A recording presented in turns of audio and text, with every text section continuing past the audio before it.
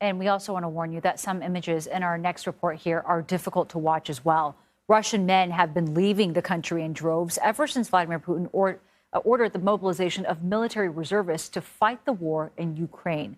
Now, this move caused long lines at the country's borders. But anyone who avoids the draft there can face as many as 10 years in prison. CBS News foreign correspondent Chris Livesay traveled to neighboring Georgia. That's where tensions are high as Russians arrive. Hundreds of thousands escaping the fighting in Ukraine.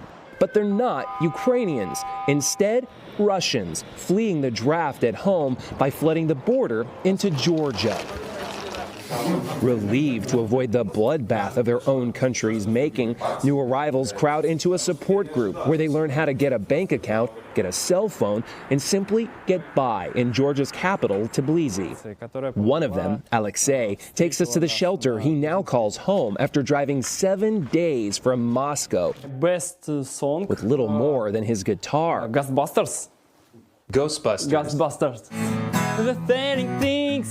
Better that than a rifle, he says. Who you gonna call? Ghostbusters! His roommate Skobar flew, then pedaled his way by bike after the government told him to report for military training. So I'm a student because I'm like only 21 years old, and I got nothing to do with any like army stuff. Because I don't want to go to the army and go to the war and die and kill people, I guess. But at an anti-Putin rally in the capital, Georgians fear the Russian draft dodgers are a Trojan horse. All of these Russians, hundreds of thousands of them virtually overnight, clearly isn't sitting well with everyone in Georgia. Those here see it as yet another form of Russian invasion, and they're calling for the border with Russia to be closed. And they must know that they are not welcome here. Georgia is no stranger to Russian invasion. In 2008, Putin attacked by land, air, and sea, allegedly to protect Russians living here. To this day, 20% of the country remains occupied. We know how Putin starts wars. So you're afraid that Georgia could be next? Putin can come and say, we need to send our soldiers to save the lives of our citizens in Georgia. But in Putin's army, morale has never been lower. Following staggering defeats in Ukraine, troops are retreating and surrendering. And to dodge the draft, conscripts are so desperate, they're even breaking their own arms and legs, as this video is said to show.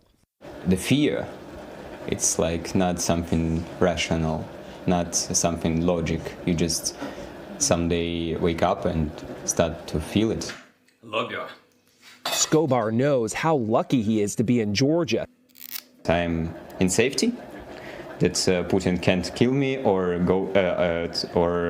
I am not in jail, I'm not arrested. How long do you think you're going to be here?